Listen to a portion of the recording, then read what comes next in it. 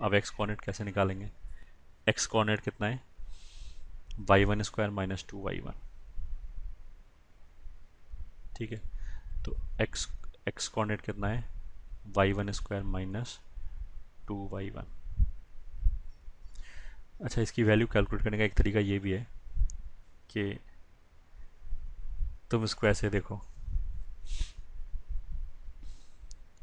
अच्छा, डैश हटा ही देते हैं ना,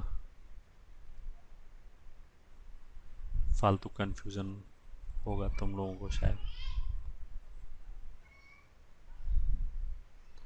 ऐसे लिखे मान लें दिस और दिस। हाँ, तो व्हाट आई वाज सेइंग कि एक तो हमने ऐसे किया कि इसको यहाँ पे रखा, फिर इसका स्क्वायर किया, फिर इसको यहाँ पे रखा, फालतू का कैलकुलेशन होगा। बट क्योंकि स्क्वायर करना फालतू का काम है, बट अल्टीमेटली आया कहाँ से? इसी इक्वेशन से आया है, तो थोड़ा सा कैलकुलेशन वाइज बच जाएगा। अगर मैंने क्या किया कि y1² उठा के यहाँ पे ऐसे रख दिया, तो y1² यहाँ से कितना आ गया? 12 माइनस 8y1 माइनस 2y1। ये ठीक है, y1² की जगह यहाँ से इन दोनों को उधर ले गए, वो रख दिया ये, तो ये कितना हो गया? 12 माइनस 10y1। ठीक है, तो ऐसे थोड़ा जल्दी कैलकुलेट हो जाएगा। तो मतलब x1 कितना आ गया फाइनली? 12 minus 10y1। तो इसमें अगर y1 की वैल्यू रखिए -4 माइनस 2√7, तो x1 की वैल्यू कितनी आ जाएगी? 12 और -10 टाइम्स, तो माइनस माइनस प्लस 20√7, तो कितना आ जाएगा? 52 प्लस 20√7। मतलब एक पॉइंट A1 तो ऐसे आ जाएगा 52 प्लस 20√7 कॉमा -4 माइनस 2√7। ठीक है, और अगर इसमें हमने y1 की जगह -4 प्लस 2√7 रखा होता तो क्या फ़र्क पड़ेगा इसमें? बस इसका साइन चेंज हो जाएगा। तो A2 कितना आ जाएगा? वो आ जाएगा 52 माइनस 20√7 एंड -4 माइनस 2 प्लस 2√7। ये दो पॉइंट आ गए। ठीक है, अल्टीमेटली वैसे क्वेश्चन क्या था? इनिशियल क्वेश्चन क्या था? क्वेश्चन उसने इनिशियली ये बोला था कि उन टेंजेंट का इक्वेशन बताओ जो -4 का -4 से पास कर रहा है। तो हमने इस पॉइंट ऑफ टेंजेंसी को x1 y1 मान लिया, और x1 y1 मान के उस पर टेंजेंट का इक्वेशन लिखा, और उस टेंजेंट की इक्वेशन को -4 -4 से सेटिस्फाई करा दिया। ऐसा करने से हमें दो पॉइंट मिल गया। तो कहने का मतलब क्या है कि एक्चुअल में क्या हो रहा होगा? एक्चुअल में ऐसा मतलब फिर दो टेंजेंट ऐसा होगा। ठीक है, ये मान लिया कर्व ऐसे, दो टेंजेंट ऐसा होगा जो -4 -4 से पास करे, जिसको हमने बी बोला। ऐसा दो पॉइंट मिल गया A1 एंड A2। तो फिर रिक्वायर्ड टेंजेंट्स क्या हो जाएगा? एक तो A1B आ जाएगा और एक ऐसी A2B आ जाएगा। ठीक है, A1B का इक्वेशन कैसे लिखें? वो तो 2 पॉइंट फॉर्मूले से लिख सकते हैं। जैसे हमें ये भी पता है और ये 2 पॉइंट पता है, स्लोप वलोप निकालने की अलग से ज़रूरत ही नहीं, ऐसी 2 पॉइंट फॉर्मूला लगा दिया। उसमें लिख लिया y माइनस, अब तो लाइन की तरह ट्रीट कर रहे हैं। अब तो A1B एक लाइन है जो 2 पॉइंट से पास कर रहा है, तो उस लाइन के अंदर स्लोप कैसे निकालेंगे? y2 minus y1 upon x2 minus x1। ठीक है, और पॉइंट क्या लेंगे? x1 y1। अब x1 y1 कोई भी पॉइंट ले सकते हैं, A1 को भी ले सकते हैं और B को भी मान सकते हैं। ठीक है, इस क्वेश्चन में तो वैसे जो हमने x1 y1 है वो A1 को माना है, बट लाइन का इक्वेशन लिखते समय तो कोई फर्क नहीं पड़ता। तो हो गया -4 is equal to slope times x minus -4 plus 4। Slope हो जाएगा y2 माइनस y1, तो 4 plus sorry 4 minus 2√7 minus of -4 whole divided by x2 20 minus 20 sorry minus of -4। I hope this is visible to you. ठीक है, वैसे मेरे को ये करने की जरूरत नहीं है, तुम खुद कर लेना इसके आगे। अरे 2 पॉइंट फॉर्मूला लगाना है, स्ट्रेट लाइन का बहुत बेसिक सा चीज़ है, लगा ही सकते हो। ठीक है, ऐसे ही A2 भी लिख लिया। So this was F part. Objective में वैसे ऐसा क्वेश्चन आएगा नहीं, ये तो मतलब गलती से पॉइंट पॉइंट कुछ ऐसे लिखा गया कि कैलकुलेशन में रूट वूट इन्वॉल्व हो गया फालतू का। ठीक है, नेक्स्ट पार्ट क्या बोला है, let tangent to y is equals to x cube passes through 1 comma 1 then find its all possible equations। तो ये भी exactly similar question है। I should not do it, you should be able to do it yourself। ठीक है, तो मैं बहुत quickly कर रहा हूँ। ठीक है, y is equal to x cube है और मान लिया 1 कॉमा 1 से पास करा है, वो टेंजेंट चाहिए जो इसे पासेस थ्रू लिखा है। ठीक है, तो फिर हमने मान लिया कि लेट पॉइंट ऑफ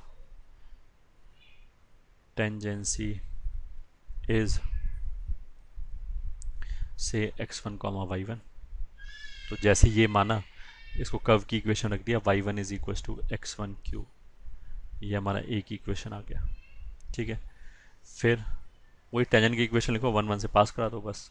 तो टेंजेंट का इक्वेशन लिखने के लिए डिफ्रेंशिएट किया डी डी एक्स, तो आ जाएगा d y by d x is equal to 3x square.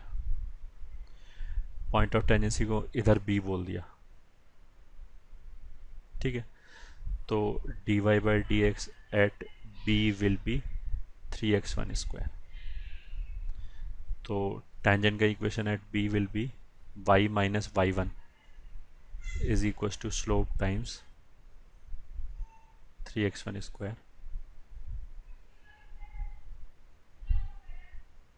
ठीक है, ये स्लोप है, slope times x minus x1। ठीक, और इस टेंजेंट के बारे में हमें क्या पता है कि ये इस पॉइंट से पास कर रहा है 1 कॉमा 1 से, तो 1 कॉमा 1 से इसको सेटिस्फाई करा दिया, 1 कॉमा 1 रख दिया। तो यहाँ से कितना आएगा 1 minus y1 is equal to 3x1 square 1 minus x1। Of course ये जो लाइन का इक्वेशन है इसमें x1 और y1 तो कांस्टेंट की तरह ट्रीट होगा, कोफिशिएंट की तरह ट्रीट होगा इस लाइन के लिए। जो xy है ये, ठीक है, वो कार्टेशियन वेरिएबल है। कहने का मतलब क्या है कि जब मैंने ये बोला कि 1 कॉमा 1 इस लाइन को सेटिस्फाई करेगा, तो 1 कॉमा 1 हम ऑफ कोर्स एक्स वाई की जगह पे रखेंगे, x1 y1 की जगह पे थोड़ा रखेंगे। ठीक है, तो यह क्या, यहाँ से y1 इसमें रख दिया, तो कितना हो जाएगा 1 minus x1 cube is equal to 3x1 square 1 minus x1, या this is equal to 3x1 square minus 3x1 cube, ये आ जाएगी।